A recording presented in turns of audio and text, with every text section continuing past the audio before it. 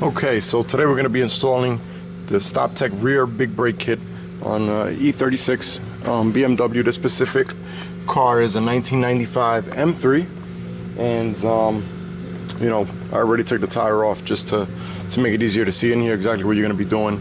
So you're going to be replacing this brake line with one in the StopTech kit, along with another brake line that comes in the StopTech kit as well. So first thing you're going to do is you're going to disconnect this brake line here. You got to be very careful with this fitting here. These cars are very old, and they have there's going to be a chance to either strip this or damage the line on the way out. So you want to use some rust penetrant in there. In this case, I've already loosened it up. That's why you see the brake fluid leaking out. But you either want to get a crow's foot on there or make sure you use a flared wrench. Do not use a standard wrench on this, because you're probably going to strip it. So at this point I'm going to remove it, I'm going to cap it so brake fluid stops leaking, and then we'll proceed to replace all the other components. So as you can see, I've removed the brake line from the hose that goes down to the caliper. Gave me a little bit of trouble to get the fitting off. So this little black cap comes in the StopTech kit, and you just want to install it just to keep brake fluid from leaking. You want to make sure that your brake fluid reservoir remains full during the process to avoid any thorough brake bleeding once you're done working on it. I also want to show you guys the difference between a standard wrench and a flared wrench.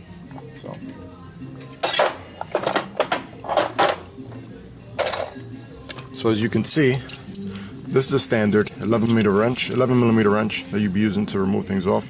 See the end of it there? All right. See how that would fit on there. And now this is an 11mm wrench, flared wrench. So as you can see, slides over. You get a lot more of the wrench on the fitting itself, and that allows you to keep from stripping that the brake line. So my recommendation is to avoid using a regular wrench when you're doing this. Use a flared wrench. It'll save you some trouble down the line. Also, brake fluid, as far as it getting on the painted surfaces, try to remove it as quickly as you can, because it takes paint off after a short period of time. So you want to make sure you get some brake clean on there and clean off whatever brake fluid has made contact with your painted surfaces. Okay, so looking at this from underneath now, you're also going to have to disconnect this union here between the hard brake line and the brake hose there. I'll see if I can get a light for you guys to see. So here you can see a little better. Excuse the singing in the background, but yeah, so you can see that union there that's going to be disconnected.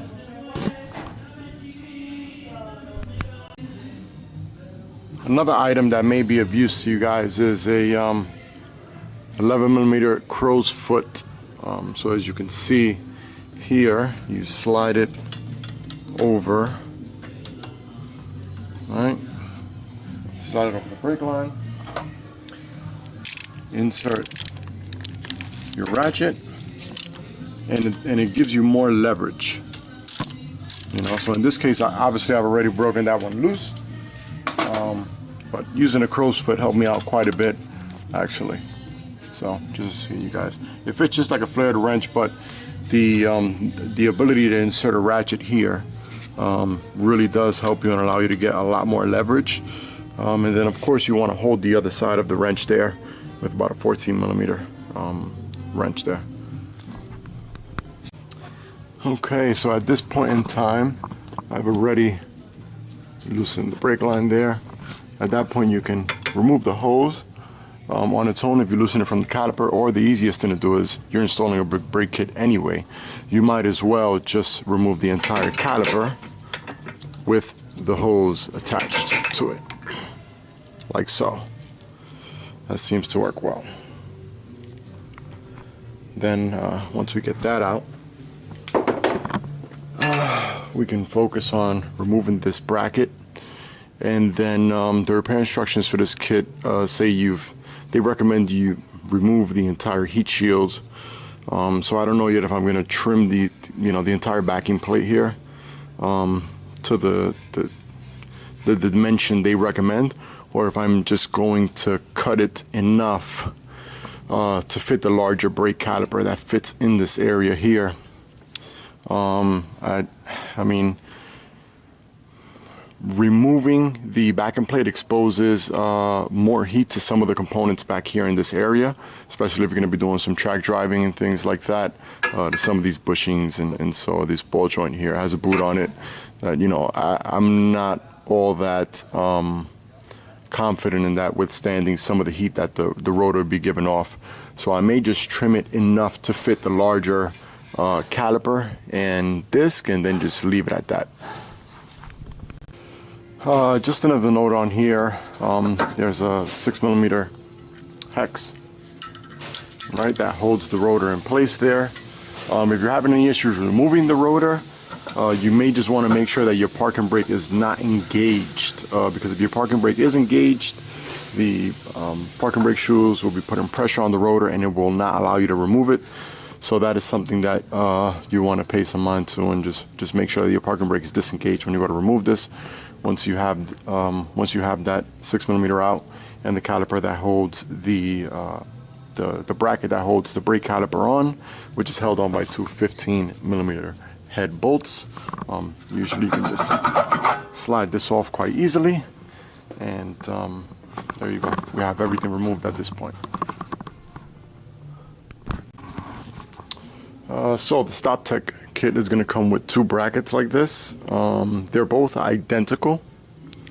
These are the bolts that are going to hold the caliper bracket to the actual hub itself.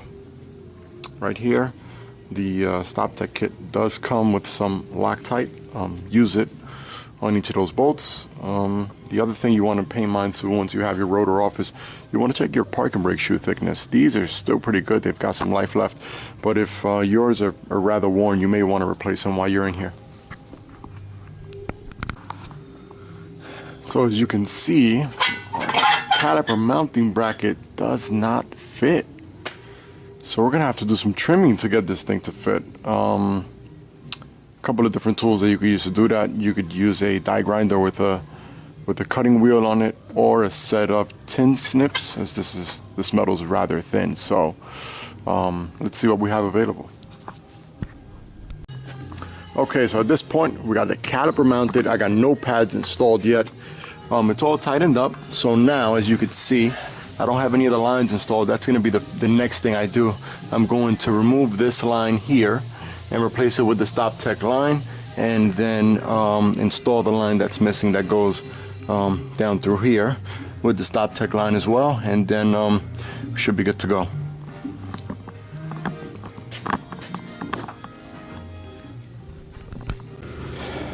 Yes, so as you can see, I chose to remove the S line from the car just because this is how it's installed in the car. This mounts to the trailing arm. There's not a lot of room in the car to get this line in, and it's very easy to cross thread this stuff. And this is the last fitting that I had not removed in the car. I'm going to remove it now, so it makes it a lot easier to do all this on the workbench as opposed to in the car. As you can see, this one's giving me some trouble to remove, so I don't know if I'm going to end up having to use a vice grip or the crow's foot with a 3/8 ratchet on it to remove it, but just some of the things you guys could expect to do when you do this conversion.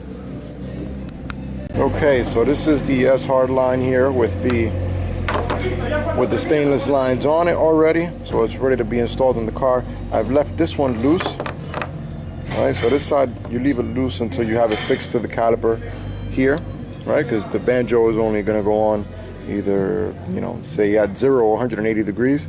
So you want to wait until the caliper, until the banjo fitting at the caliper is tight, and then you're going to tighten up this one here. This one you're going to already make tight because you're going to screw in the fitting on the hard line to tighten it up there, and there's no need to actually move that line anymore. So at this point we're ready to install it in the car. And just to give you guys an idea of how this gets installed, show you guys now pretty much how this goes. It goes something like this here. So as you can see, just for reference, you see the M on the trailing arm there from the M3s, and then it gets installed that way. Caliper fitting goes that way. The one for the brake, for the hard line from the front of the car is right there, as you can see. So that's pretty much it. As you can see, the other side I haven't done yet, but you see the hard line there installed with the lines going to it, just for reference. So at the caliper, you're gonna have what's called a banjo fitting. Just in case you guys don't know exactly what it is, you have a bolt. It's hollow, so the brake fluid can travel within the bolt. You have a copper washer. You have two copper washers. So the way this is going to get installed is you're going to have one copper washer on one side of the brake line, and you're going to have this second copper washer on the inside of the brake line. You're going to remove the cap that the StopTech rotor comes with. All right, and at that point, you can install this here. So let me see if I can do this with one hand. Yep, there you go. So that's pretty much how that is going to get installed. See, the brake line is going to be more or less clocked that way to avoid making contact with the hub. So you're probably going to want to clock it like so there. That way it's not necessarily touching that there, you know, and putting a, you know, that's too much of an angle there. Probably you probably want it like that. So yeah. Okay, so at this point I got our lines installed. As you can see, hard lines installed and bracket installed. Everything's tight. So at this point we're ready to install our pads. You could loosen and remove both of these screws. All right, drop the washer there. Pick that up shortly. So once we remove that bridge, put this down over here. So at this point, get your brake pads out of the box, and you can install some lubrication here on the back side of the pads and on the sides here, sliding surfaces. You know, you're gonna get water in there and you know, dust and dirt, and eventually there's gonna come a time where they may start sticking intermittently, and it may cause squeaking and incorrect wear. So ideally, yes, you want to use some lubrication on there, and they slide in just like that. You may have to use a little effort, obviously, and slide them then down, but that's pretty much how it goes.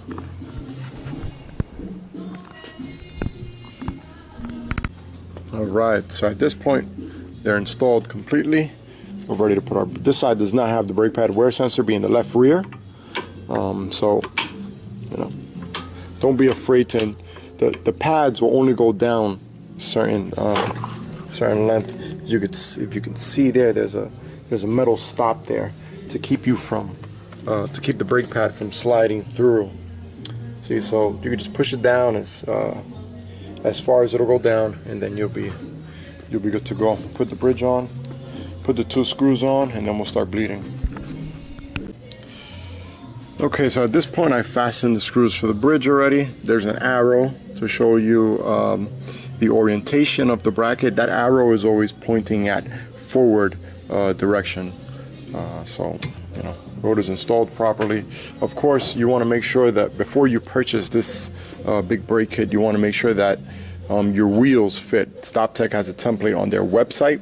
It's very useful. You can cut it out and measure against your wheel. In my case, you know, I have to use ECS tuning wheel spacers to get it to work with my particular set of wheels, but you may not need them for your wheels, so it's definitely worth taking a look at that. At this point I'm going to do the other side first, and then I'll come back and show you guys you know, the different methods of bleeding. If you have someone else with you, it's very helpful. You can have them pump the brake pedal. If you don't, and you're in a shop, you could always use a vacuum bleeder. And if you're not in a shop and don't have access to an air compressor, you can use a vacuum pump with a small canister to bleed, and I'll show you how to do that in case you are by yourself and doing it in your garage at home. And it's quite helpful if you do have just a hand vacuum pump, and it'll bleed the brakes just fine. So one thing that I did mention on the other side, that the caliper bracket bolts were a bit difficult to put in. It's because I didn't review the installation instructions, and it actually instructs you to machine some of the metal off of this part of the knuckle here so that you could fit the bracket on. And so I went ahead and did that successfully, and now I can actually start the bolts that go in that way, when previously I could not, because the bracket here will not slide over the hub here. So I took some material off. I recommend that you put some paint on there so that it doesn't accelerate the oxidation process or rusting, and you know, that's it. I'm ready to continue on. Okay, so at this point I'm ready to bleed. I'm going to show you guys what I'm using right now. This is what you should do if you don't have anyone else at home with you, and you have a vacuum pump, Blue Point vacuum pump like I have here, or a Mac or a Mighty Vac, it doesn't matter. Here I have it's a special O ratchet with an 11mm specifically designed for bleeding brakes, but a wrench and a hose works just as good. I have my vacuum pump here, right? And then I have a catch bottle here to catch brake fluid. Okay, so I'm going to use the vacuum pump to create a vacuum in this entire circuit that I have here, and then once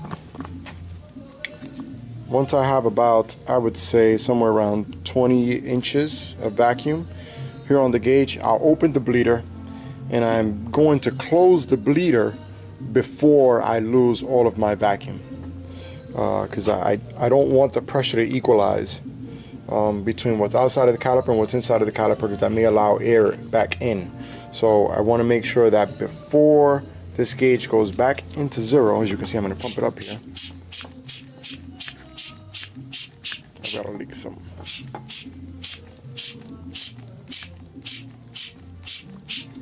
Gotta leak somewhere. Hold on.